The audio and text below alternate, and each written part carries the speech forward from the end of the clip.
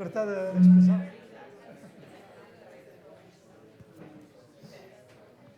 Okay. Welcome, all of you.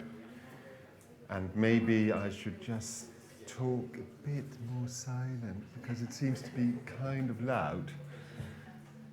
My name is Niels Righolt. I'm the director of the Danish Center for Arts and Interculture in Copenhagen. Yeah, I have to, okay. It's my pleasure today to introduce to you the first keynote speaker of the conference, in the sense that we are going from the opening plenary togetherness yesterday into something that will split us up and reunite us and split us up again, and we will have, hopefully, foods for thought, lots of ideas, lots of issues to reflect on and think on and debate and talk on and continue to have a conversation about. When I flew down here, one of my friends asked me, but who's coming? Who's going to be there? And I said, well, it's going to be my great privilege to introduce Lluis Bonet. Ah, the professor from Barcelona. And I thought, well, that might just be the title of a fantastic narrative, The Professor from Barcelona. Page 1, and you can see this man, this fantastic, intelligent, vivid, investigative person from the Institute of Economics, wanting to investigate all the interfaces between democracy, economics, audiences, citizens, politics, the design of it, and how they influence each other. Because that's who Lluis is actually. A person that is profoundly interested in not just art for art's sake or the mere perception of art, but how art and the understanding of the perception of art and the role of the audience is actually influencing the design of our politics, and how design of politics is influencing how institutions engage with audiences. Lluis is, besides being a professor at the Institute of Economics, also a very, very used researcher. He's been a fellow of MIT, Massachusetts Institute of Technology. He's a fellow at the University of Montpellier. Lluis is one of the advisors for the NCAT, which is the European Platform for Cultural Management and Leadership. And he's also a leading member of our collegial European project, Be Spectative. So I think what you will find is that you will be in the hand of a person that has a wide experience in the field. And I'm really looking forward to the next hour. So give Lluis Bonet a hand, and Lluis, the stage is yours.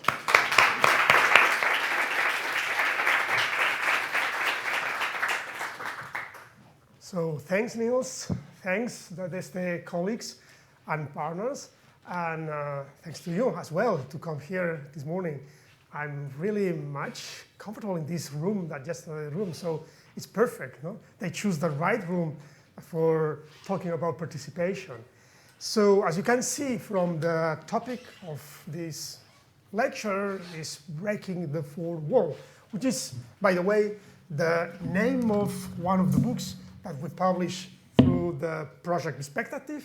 Later we will talk about other books because the idea is to collect and to share what we write with other colleagues wrote on this topic. And but in a way, they choose, it was not my choice, but I like it.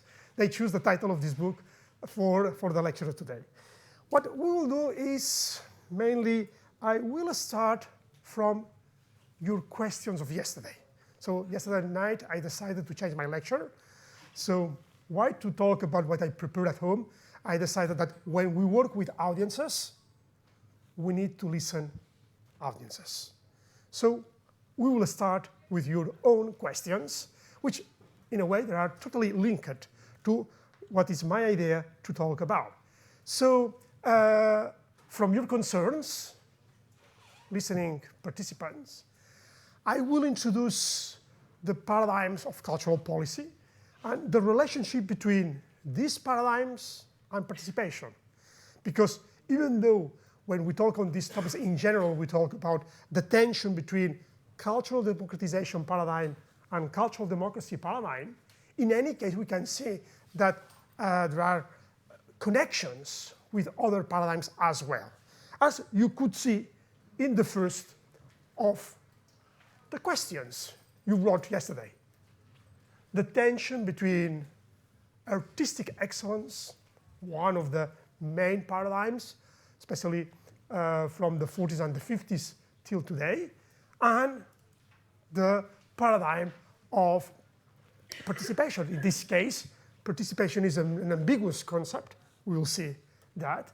It's an ambiguous concept because that depends. There are many levels of participation. So you started with this question, but you were as well asking yourself about what about the artist's engagement? Sometimes I wonder if they are interested or not in what we are trying to understand and to design for our future. How can I deal with them? This was one of your questions. Another question was, how can we engage the directors of the institutions in the process of engaging audiences? So the problem is not only with the artists, it's as well inside our venues, our organizations, our projects. How might we involve colleagues in being a more audience-focused organization? So these are concerns that you shared yesterday. And at the same time, and this I think is a very interesting relation, how to build the bridge between the education system and museums. So the relationship between the education system and cultural projects. This is one of the most important challenges we faced, and we failed historically. So I think that's why participation has to be thought in this context, in this contact with the educational world. So it's not mine, it's your words. And in a way, I could say, welcome back to the 70s. After 1968, there were a big tension between the established cultural policy and cultural professionals that for the past 20 years were working in cultural democratization and trying to preserve artistic and heritage excellence, with the new voices that at this very moment were about cultural democracy. So maybe we are not in a new paradigm, we are in an old one. But maybe things change a little bit. And I'm continuing with some of your questions. How might we involve communities who do not attend our contemporary art exhibitions without them looking at the art and saying, but I could do this. So that was one of the concerns yesterday. Or how might we identify the segments of the new public that still do not attend the cultural institutions? Or how will we be relevant to more than the small percentage of the population? These are very old questions. But there are still current questions. These are your concerns. But there are some new concerns because the European landscape have changed in the last decades, from the 70s to today. And changed because we have a much more diverse population. And some of this population are not interested in what we are proposing them, because they have other kinds of concerns. We'll talk on that then in the final reflections of this lecture. So we need to listen our communities. And that's what I'm trying to do now. Listen to you and try to connect what I thought in Barcelona before coming here and your concerns here. That is your job as well. It's not only my job. So maybe we need to talk a little bit very fast about the cultural policy paradigms in liberal democracies. I'm not talking about liberal democracy because I'm writing an article, a paper about the difference between liberal democracies, cultural policy, and illiberal democracy, cultural policy. And it's very interesting to see the differences. And the range of mixing things that we are finding, because populism is as well attacking the basis of liberal democracies. So from the 19th century, this was cultural policies. So that's a legacy of the cultural heritage protection, classical art promotion, reading and library promotion, artistic education, copyright and intellectual property. These were the classical paradigms from the 19th century. What changed is that totalitarian regimes provoke a tsunami in the way of doing cultural policies. And after the Second World War, new cultural policies started with new paradigms who added to these previous ones. The idea of excellence and who could decide, trying to work with this arm's-length principle to say politicians have a kind of legitimacy, but the sector has another kind of legitimacy, and we have to preserve free expression, we have to preserve the capacity of artists and cultural professionals to do what they want. So and the criterion for receiving grants was excellence, which in a way substitutes slowly the idea of classical art promotion, which was the previous paradigm. The second one was cultural democratization. And most contemporary cultural policies still are linked to this paradigm. What we try to do from our museums, from our art exhibition centers, from our theaters, from any place, libraries and so on, is cultural democratization. So giving possibilities to the whole population, the possibility to be included, to participate. And most of our strategies are still linked to this. But as I said before, in the 70s, a new paradigm started.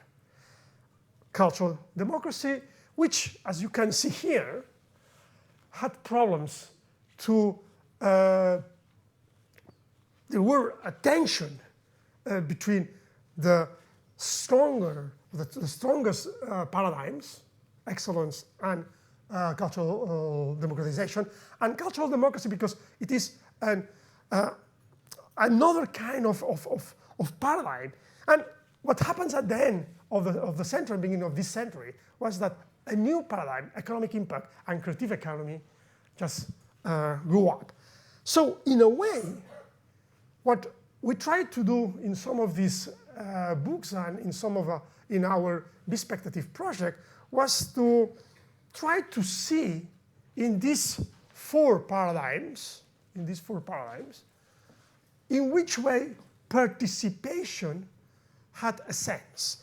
Because all of them talks about participation from a different point of view, but all of them works with participation. So in which way? Of course, it is in the heart in the core of the cultural democracy paradigm. Because in cultural democracy paradigm, cultural diversity is essential. Cultural rights of the different communities is essential. The people empowerment, amateurism, voluntary work, but happens as well in creative economy. In a way or another, creative economy talks about different kinds of participation. The project is not exactly the same, and we will see that there are some space for conversions between the logic of each one of these paradigms. Exactly the same happens with excellence or with cultural democratization. But for me, the most interesting issues are just these convergence spaces. For instance, crowdfunding probably is in the middle between the creative economy approach, the cultural democracy approach, but as well the cultural democratization approach, because we can use crowdfunding as a system of engaging, of commitment, of funding audiences and to, in a way, do diffusion of our project in faithful communities, but at the same time is a clear instrument, a clear tool of the creative economy paradigm. But in the heart, in the core, the idea is to give power to people. So, cultural democracy. And exactly the same we can talk when we talk about the prosumer kind of strategies. And the business models who are behind the prosumer strategy. We are as well in the middle of these paradigms. So, and of course, cultural democratization wanted critic and engaged communities, not only, stupid people going to see an easy show.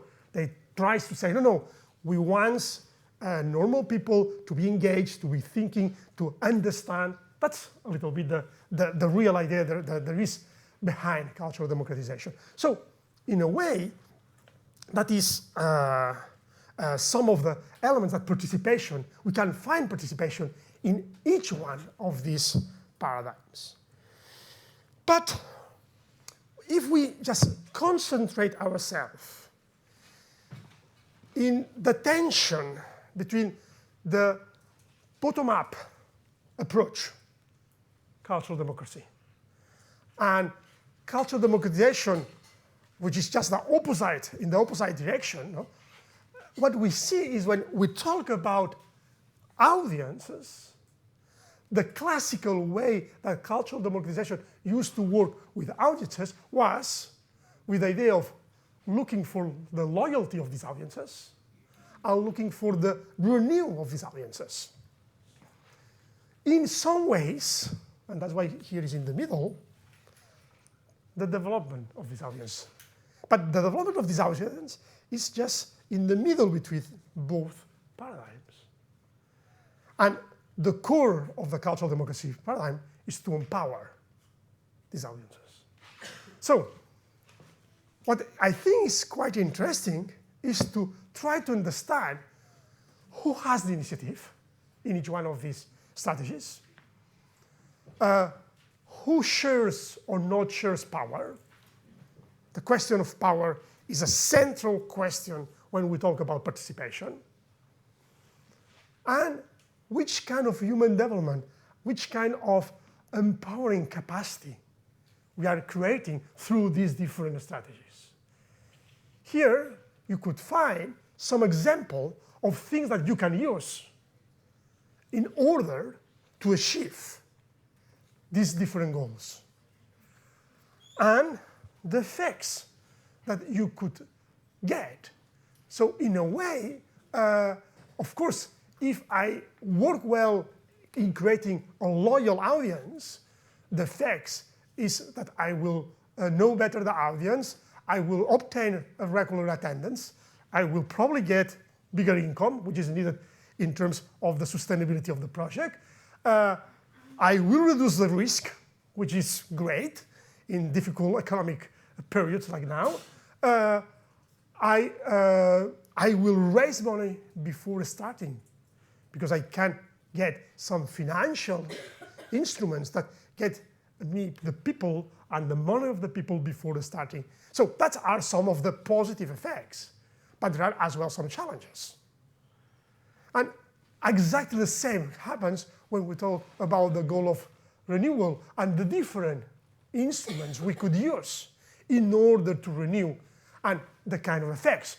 Rejuvenation of the audience, when we see these gray hair or without hair people in our audiences, of course, we are looking for rejuvenation. And this is the idea of to renew audiences, et cetera, et cetera. But when we try to achieve these other goals, the development of audiences or the empowerment of audiences, the effects are more challenging, more difficult in a way. But what interests me is to say, okay, what are the problems that we try to achieve through these strategies? We have an aged audience. We want to rejuvenate this aged audience. the subscriber. The subscriber is a traditional strategy in order to save and to reduce the risk, or to attract casual audiences. Yesterday, some of the examples we visited in the morning was about this. It was, we want to attract the kind of people who is not coming, but doesn't have anything against what we are proposing. That was the target group of one of the examples we saw yesterday. Of course, when we go here, the challenges are more complex, tension for new priorities and incorporation of external talent inside our organizations. This is the reason why you said in one of your concerns, why the rest of the people in my organizations don't understand the power of audience development. For this. More qualitative than quantitative impact. When we are evaluated, they evaluate us through numbers. But we are proposing not numbers, we are proposing deeper effects. How we measure that, how we evaluate that. So these are the challenges. So it's very easy and it's very simple to talk about this without being aware of the challenges and how our strategies try to deal with, play with, try to solve these challenges. And of course, that is even more complex when we talk about trying to empowering people. Of course, in our project, in Perspective project, we concentrate, we focus our analysis in this last approach. But in Adeste, you are working in both together. Maybe some of you, even here, as we saw yesterday. So what do we talk when we talk about audience development?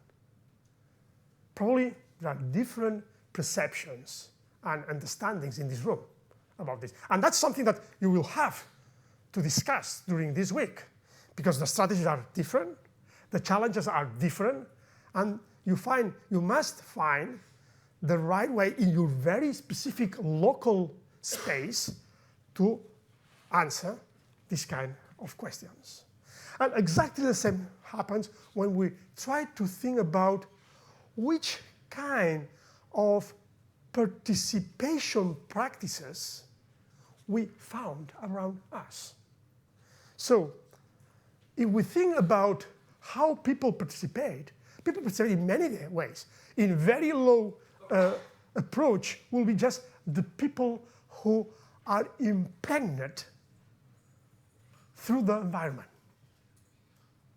And we can create, when we think about public art, street art, heritage spaces, we can do something through impregnation. Or what we do with the people who just are in the sofa in their own home, watching TV, surfing the internet, on reading or listening or watching CDs, etc., etc. No? Or the people who attend, who go outside their comfortable homes and come to places like this to see an exhibition, to see a movie, to I don't know, go to a theater or to a dance performances. And here we have, in the center part, the key elements from the idea of active participation. So the people who do some kind of curation activity, practices, art collections, or art curation, or art production in some cases. The people who perform, that play music, theater performance, and other kind of performance. And the people who create. But as you could see, these practices has fuzzy empowerment levels. Because when I'm doing pictures with my telephone, I'm creating. Is this really from the point of view of creating capacity of empowerment and commitment, a very strong kind of practice? That depends. For some people, yes. For many people, no. So that means that these practices can be used in different ways. But these are important because we grow up. Our intervention, our strategies have to start from that. This is the relationship. People don't know anything about cultural democratization or cultural democracy. Strange words that some people invented, but the normal people don't understand that. People understand about this. When we talk with people about audience development, what it means. I'm audience. I don't like to be audience. I want to perform. I want to visit. I want to. That is, we have to speak as well their own language, not only our language, especially when we want to listen to them and we want to interact with them. So, what we did in our Perspective project. So we started from the analysis of the traditional roles in the performing arts, because Perspective is concentrated in the performing arts. In the performing arts, there are creators, there are artworks in progress, there are audiences, there is the role of the producer, there is the role of the programmer, and this is the way that traditionally things worked. There were, of course, amateur expressions, but the professional field tried to deny space to amateur expressions. In the battle in the 70s and in the 80s between the two groups of forces, the majoritarian professional group who backed the idea of cultural democratization and the minoritarian group of people who were for cultural democracies, they were attacked for the low quality level of this kind of practices. But as we discussed yesterday, so there were a discussion on this topic yesterday. I think it was Anna, or was, I don't remember, who was talking on this. But of course, no, Alessandra, it was Alessandra who was talking on that. What it means, the technologies today allows people to do things in a real high level, and sometimes it's not easy to find the difference between a professional and an amateur work. So things, even in this way, are changing. But what we try to analyze is which kind of relations we can create between creators and audiences. For instance, through residences, artist documentation, and audience learning. So if we analyze, for instance, the idea of art residences. Well, today, everyone is doing art residences. But the quality of these art residences for the artists and for the local audiences could be very different. Only a few achieve really the needs and are able to create a flow of value who benefits both sides. In some other cases, it's not as clear. No? And of course, we have to take into account that this change, in a way, happens because technology is changing the paradigms, the change in society is changing the paradigms, and as well the political stream is changing when politicians talk about the importance of closer relationship with citizens. Well, we try to analyze different things. I don't like now to, because I see my watch and I see that time is going on. But we try to work with experience of craft or co-creation, experience of sharing critics, experience of self-programming, experience of self-management, and try to see the potentials of this kind of audience development with very active or proactive audiences. And that's a little bit what we try to analyze, and what you could see in this other book. All these books are, you can fall down from the webpage, so it's free of charge.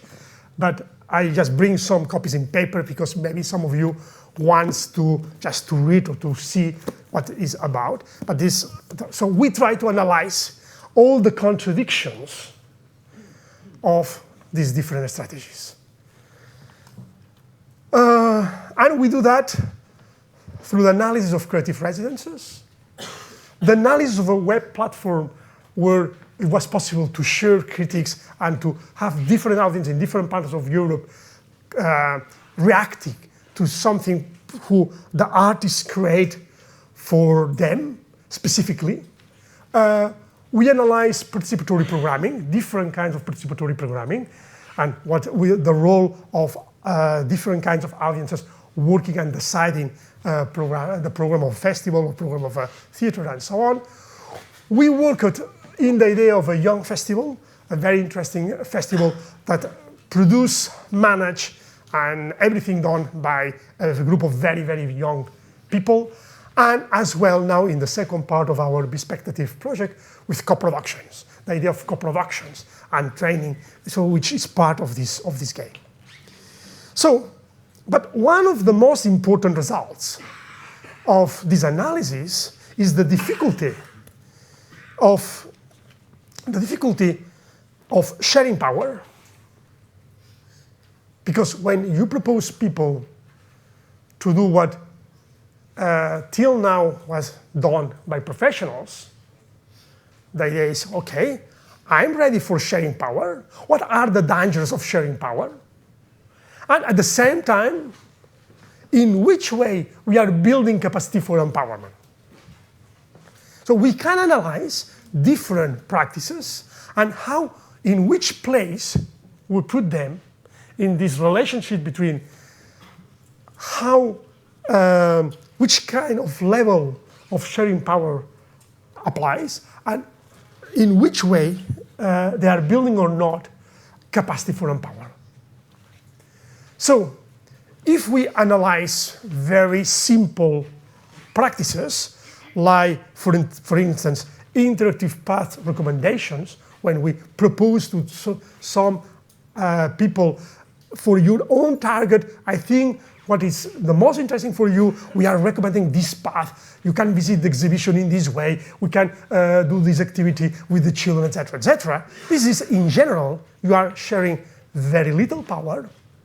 They only can choose. And from the point of building capacity, yes, there is a little bit, but very little. Or visits to very special places, or workshop or training with visitors. This, of course, you are not sharing power, but the empowerment capacity is growing a little bit. If you propose, for instance, you engage volunteers, you can engage volunteers for taking care of visitors, for taking volunteers as community managers, volunteers as guide for exhibitions. So you can see here that these volunteer people who, for instance, in a museum are guides for exhibitions, these people they have to learn, they have to explain, there is a different approach between a volunteer and a professional in the way they explain things to their colleagues, or their people, normal people, current people. No? So here we can see a little bit some differences. But what happens when we have an amateur researcher in a field of, I don't know, art history? There are some amateur people that could be quite good and can, or for instance, in an archive. Many local archives are working with this amateur group of people who are doing research in the local history, for instance. And these people, really, from the point of view of building capacity for empowerment, is great. And you need to share power if you want them to be really engaged and to give back to the local community some kind of outcome, some kind of results. Or what happened with the art of the cultural heritage collector, a collection that could be in the future part of a museum.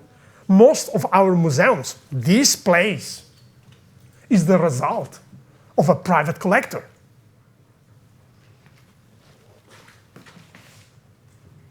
The whole power was in his hands.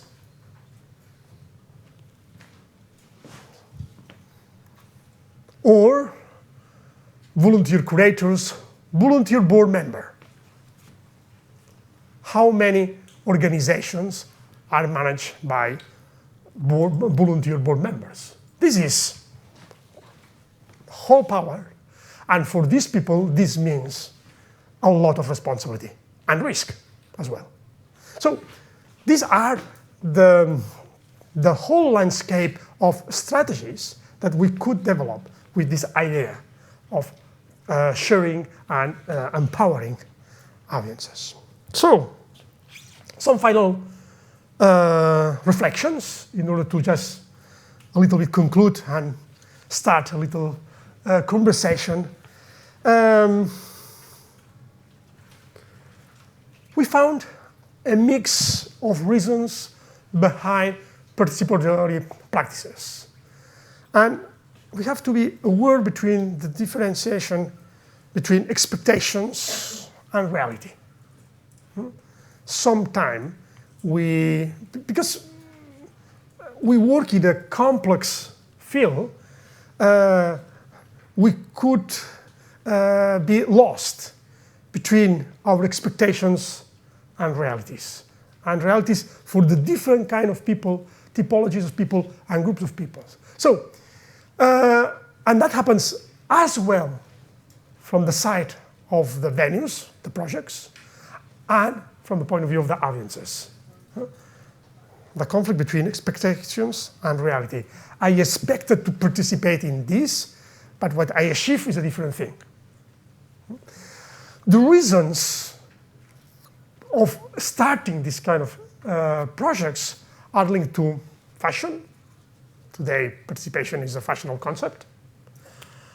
Political reasons, need for legitimation, social pressure, audience looking for involving experiences, so different kinds of reasons, and a mix of reasons.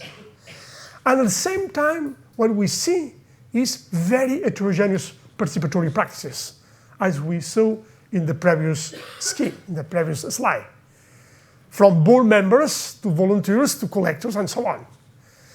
And these people and this practice has unequal empowerment effects. And that is important to have this in mind. Another important issue is how these are changing because technology or the cultural values or the political changes are pushing us in this direction.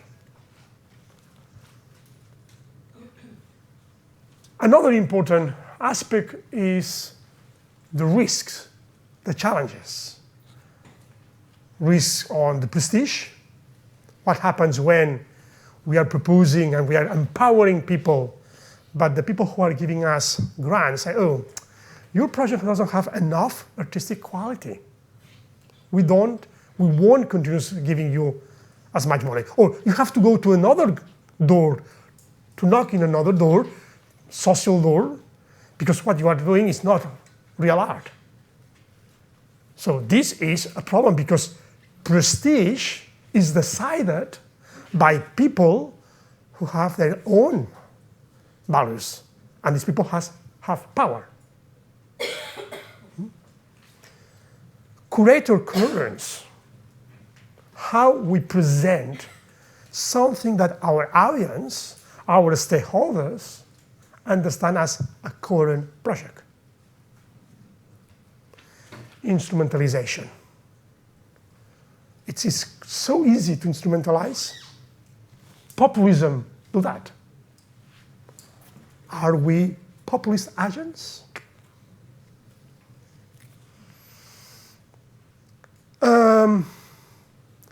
Another issue is real democratization and equitable mediation. So European societies are much more diverse. The barriers to participate are very complex to manage. And one thing is to talk about horizontality, another thing is to be horizontal.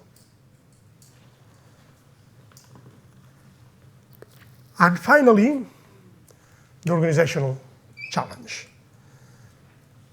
In our organizations, that means reassigning of priorities. We need people, staff with different abilities, with different competence, with different knowledge.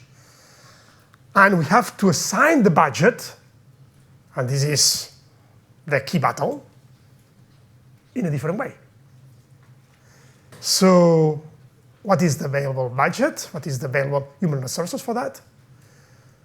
How we work with team motivation, with team preparation, when in many cases we have the team that we have. And how to evaluate the results and impact of this kind of participatory practices.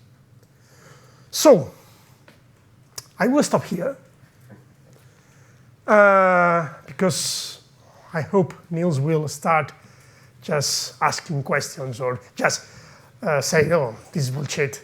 Just Lluis is as well inventing problems where there are not. Thank you very much.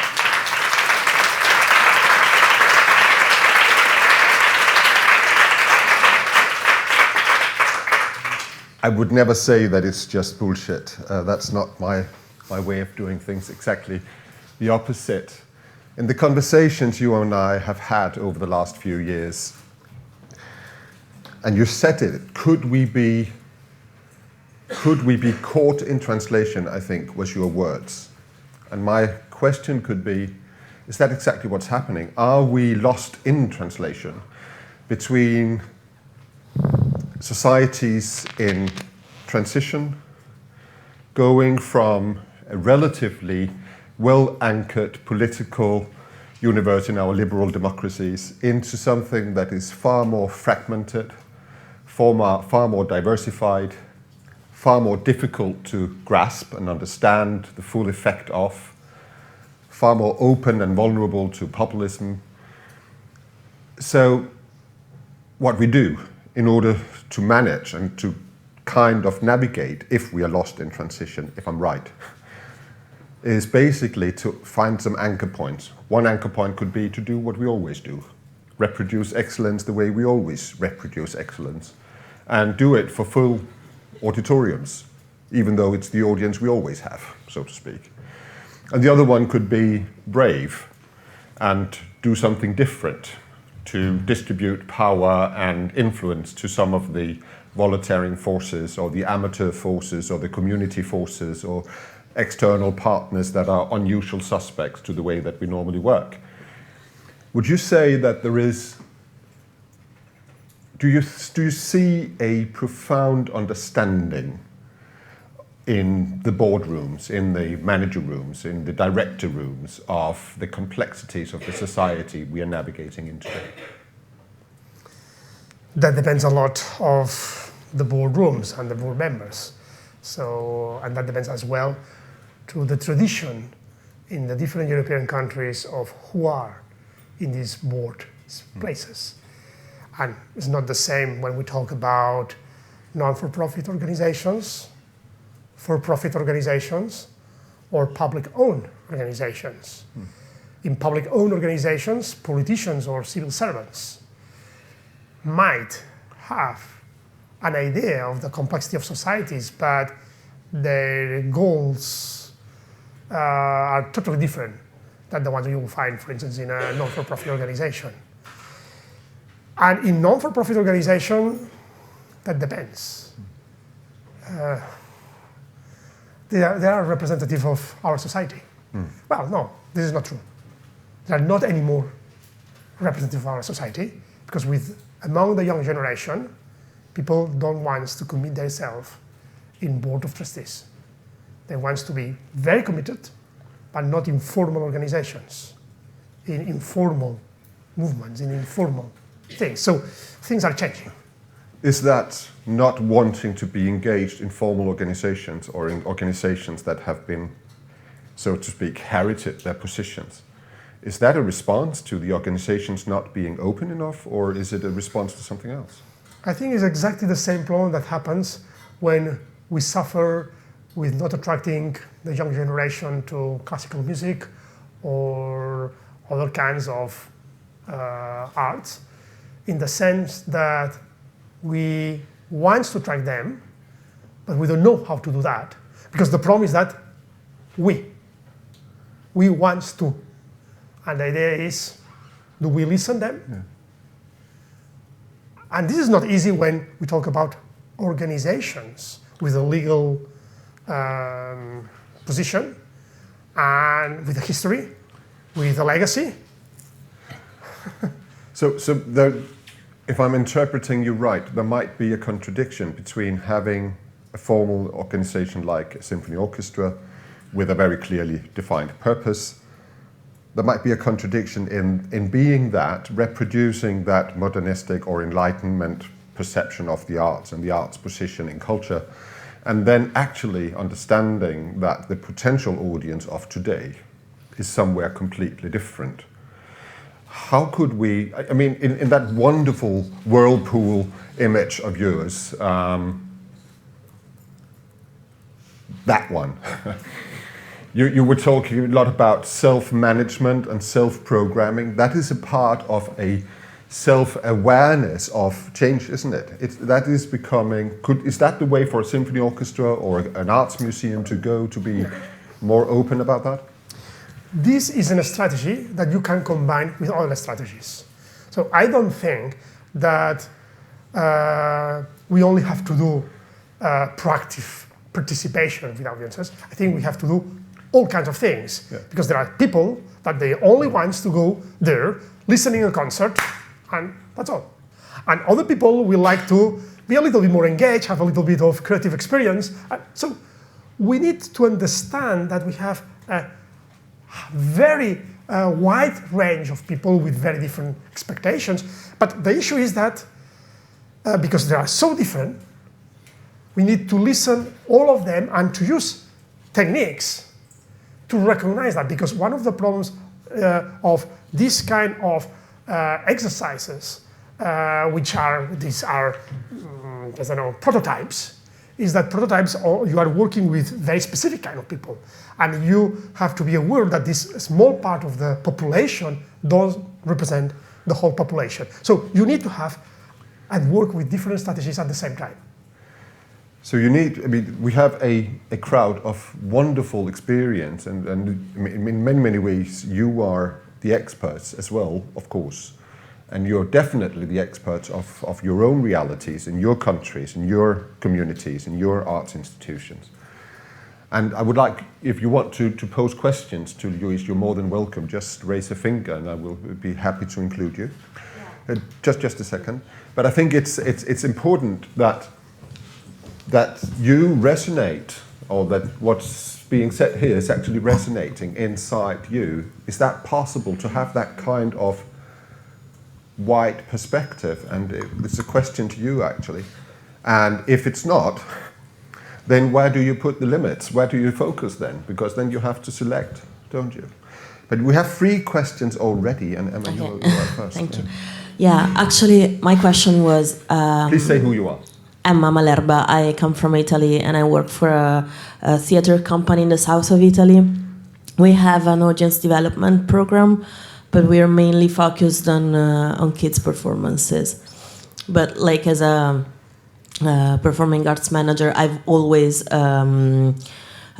studied audience development practices, and especially Bispectactive in my master thesis. So I liked a lot this program. And I was wondering, I mean, there are so many ways of co-creation, of, let's say, involve the audience. So my question is, which is the most effective one? Like, Bispectactive is a whole program, so that involves also a digital platform. hopefully, and but it's also a physical program of co-production between the audience and the programmer. But there are also many other ways in a production itself, like immersive theater and so on and so forth. So in your opinion, which is the most effective one for an audience which is not a huge consumer of performing arts to get involved? That depends a lot of the goal. So we can do everything. It's impossible. So we have to choose. And the good thing is that there is a huge range of institutions and projects with different goals. The important for the community is to have this diversity. And each one of us, with our own goal, we try to achieve the results in the best way as possible. So there are not a single answer. There are answers for each one of the problems. And we need to do research in order to fulfill our objective in the particular context, the local context where we try to work. So it's impossible to answer you in this is the solution, because this is a collection of small experiences, avant-garde experiences if you wish, with some failures and some success. Not everything works wonderful here. Some failures and some successes. Piotr, you have a question, please. Yes, and thank you, Niels. You actually now provoked me to think about it, because maybe we shouldn't feel bad that we sometimes narrow down our perspective, because this is how diversity works. We are all different. We can think differently and have different perspectives. Maybe this is attached to somehow who we are and also what's our identity. But thank you, Lluis. I always enjoy very much your lectures, and I feel that you're like kind of a flying bird. You just take me on the journey so I can really see the full landscape and the full horizon.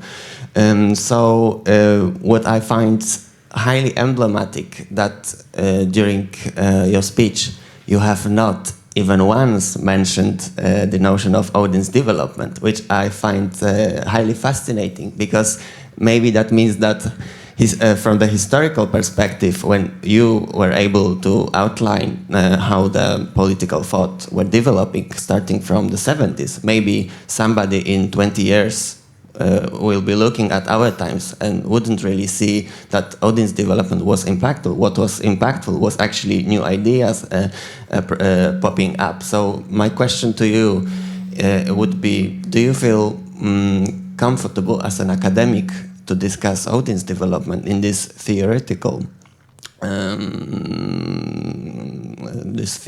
background? Because I really think that what you do is actually putting on the table all kind of theoretical perspective that we can have in terms of participation. And in this sense, when you present the model, the other one, the first one, with different paradigms for participation, I can really see that audience development can be a great method to work with all these fields. And coming back to you, Niels, I don't really feel bad if some of the institutions that come from these elitist traditions and are still there, and really we all know that most of them work like that, maybe they shouldn't feel bad about it, because this is just a different mindset, different traditions. So audience development can perfectly work for this. Well, I wanted to go here because what is audience development? Is there a single answer to this question? Probably not. Probably it's here. But maybe it's not only here. And that's something that you have to discuss in Adeste and in this summer school. Academics, we have the problem that we want clear definition of concepts. But reality is always more complex than what we want to define. So the narrow definition, for me, will be here. But there is a larger definition who could be through the whole table. I really like that as a potential walkout, but I know I gave you the microphone, Jonathan, so could you pose a precise and pretty short question to Lluis, please? Yes, I wanted to ask you about the professional and amateur thing, because I really liked the matrix of the building capacity versus sharing power, and you showed about the amateur thing, which the amateur historian, amateur researcher, which I think is fascinating, because it's something different in the sense that we always think about, well, not we, I mean, there is a traditional audience to talking about somehow getting people in for their own benefit to our lovely institutions. But what's interesting about that is the idea that this can actually help us. And I was just reminded about a completely different field, which is the field of astronomy. In the field of astronomy, they make tremendous use of amateur astronomers, and the professional astronomers do not feel any, well, I'm generalizing here, but in general, though, the professional astronomers do not feel like endangered by these amateur astronomers. I just have a feeling in the cultural sector, there is a tradition of feeling we're the I mean, especially in the heritage and museum sector. You know, I mean, I live in Cambridge. University museums there, they're full of clever people, but they're kind of like, you know, we're the clever people, you know. And I think this is, but they don't have to think like that. They could work with people to bring things into our world. So it's a different, the participatory side of things is actually helping us rather than us helping them, if you see what I mean. I think we need to create a new partnership between current people, amateurs in the wide sense of this concept, and the professionals. Probably when I talk about these streams, these changes, technology is helping us to accept that without the information coming from current people, it's not possible anymore to be really innovative. So innovation needs from the crowd participation. So the cultural sector, in a way, is very old-fashioned. It's still in the 18th century. And we need to change this and to do things like our contemporary society. Thank you very, very much, Lluis. Thank you for a fantastic, inspiring lecture. Thank you to every one of you for being here. Thank you for the questions. Thank you to the technicians. And thank you for this graphic reproduction, resetting that is being doing out here that you can see later on the website. Now it's coffee time. Go out there, stretch your legs, have a conversation, chat about it, reflect on it, and we'll see each other again in the different breakouts in 30 minutes. Thank you very much. Thank you, Lluis.